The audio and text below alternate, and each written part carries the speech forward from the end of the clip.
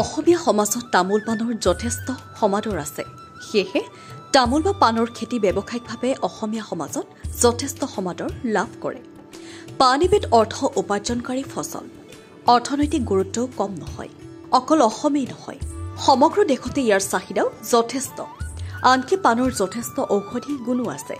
কিন্তু বিভিন্ন ৰোগৰ বাবে পাণৰ উৎপাদনত যথেষ্ট সমস্যাৰ সৃষ্টি হয়। পাণৰ গুৰি পচা, হালধীয়া পৰা, পাত পচি যোৱা ইত্যাদি বিভিন্ন ৰোগ হোৱা দেখা যায় পাণৰ। এই ৰোগসমূহ নিয়ন্ত্ৰণ কৰিব পাৰিলে পাণৰ উৎপাদনো যথেষ্ট বৃদ্ধি পাব। এই পাণত হোৱা ৰোগৰ লক্ষণ, কাৰণ আৰু প্ৰতিকাৰ সন্দৰ্ভত কিছু তথ্য আজিৰ এই প্ৰতিবেদনৰ জৰিয়তে। ৰোগৰ নাম কাণ্ডপচা আৰু কাণ্ডপচা ৰোগৰ কাৰণ। কেৰচিয়াম ৰপচি নামৰ এবিধ বীজাণু। সেই বীজাণুসমূহে মাটিত সিঁচৰিত হৈ বা অন্যান্য শস্যৰ জৰিয়তে পাণৰ আক্ৰমণ কৰে। মাটিত যদি জৈৱ সাৰৰ পৰিমাণ বেছি থাকে অথবা আৱৰ্জনা থাকে, সেইবোৰৰ জৰিয়তে সেই বীজাণুবোৰে বিস্তাৰ লাভ কৰে। ৰোগৰ লক্ষণ: পাণ গছৰ যিকোনো অংশতে এই ৰোগে আক্ৰমণ কৰিব পাৰে। গ্ৰীষ্মকালত মাটিৰ ওপৰত বগাই যোৱা পাণত এই ৰোগ সঘনাই হোৱা দেখিবলৈ পোৱা যায়। লক্ষ্য কৰিলে দেখা যায় যে পাণ গছৰ গুৰিত বা মাটিৰ ওপৰত বগাই যোৱা গছজোপাৰ দুই এঠাইত কলা বৰণ দেখা যায়। তাৰ পিছত পাতসমূহ হালধীয়া হৈ পৰা দেখা যায়। এনে অৱস্থাত পাণ সৰি পৰে। পাণৰ পাতসমূহ হালধীয়া বা বাদামী ৰঙৰ হয় আৰু তাৰ চৌপাশে অসংখ্য দানাৰ সৃষ্টি হয়। তাৰ পিছত পাণৰ গুৰি পচিবলৈ আৰম্ভ কৰে বা পাণজোপা মৰি যায়।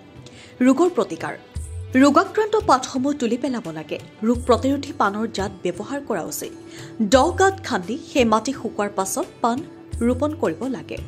সুস্থ সবল ৰোগমুক্ত পাণৰ ডাল ৰোপণ কৰিব লাগে। পাণৰ গুৰি সদায় পৰিষ্কাৰ কৰি ৰাখিব লাগে। পাণ ৰোৱা ঠাইত প্ৰতিজোপা গছত 5 গ্ৰাম সাৰত ট্ৰাইকোডাৰ্মা কম্পোষ্ট সাৰ ব্যৱহাৰ কৰিব লাগে। পাণৰ লতা ৰোপণৰ পূৰ্বে প্ৰতি লিটাৰ পানীত 2 গ্ৰাম সাৰত বেফিষ্টিনৰ দ্বাৰা শোধন কৰি ৰোপণ কৰিব লাগে। গুৰিপচা আৰু গুৰিপচা ৰোগৰ কাৰণ: ৰাইজকটনিয়া নামৰ এবিধ বীজাণুৰ বাবে এই ৰোগ হয়। মাটি ফচলৰ পৰিত্যক্ত অংশ বা পানীৰ মাধ্যমেৰে এই ৰোগে বিস্তাৰ কৰে। ৰোগৰ লক্ষণ: মাটিৰ তলত থকা পাণৰ প্ৰতিটো অংশই এই ৰোগত আক্ৰান্ত হ'ব পাৰে।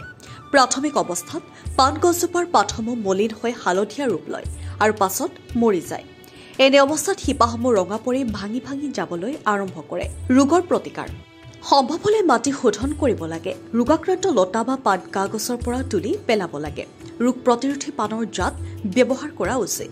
ৰোগমুক্ত পাণৰ লতা ৰোপণ কৰিব লাগে। সকলো সময়তে পাণৰ গুৰি পৰিষ্কাৰ কৰি ৰাখিব লাগে। পাণ ৰোপণৰ পূৰ্বে প্ৰতি লিটাৰ পানীত 2 গ্ৰাম সাৰত প্ৰভে বা বেভেচিনৰ দ্বাৰা লতা শোধন কৰি ৰোপণ কৰিব লাগে। পাণ গছজোপাত ৰোগে দেখা দিলে প্ৰভে বা বেভেচিন প্ৰতি লিটাৰ পানীত 2 গ্ৰামকৈ মিহলি কৰি পাণৰ গুৰিত স্প্ৰে কৰিব লাগে। অধিক তথ্যৰ বাবে অভিজ্ঞ কৃষকৰ পৰা পৰামৰ্শ লবলৈ নাপাহৰিব। নিউজ ডেস্ক ৰিপৰ্ট, অংকুৰিত অসম।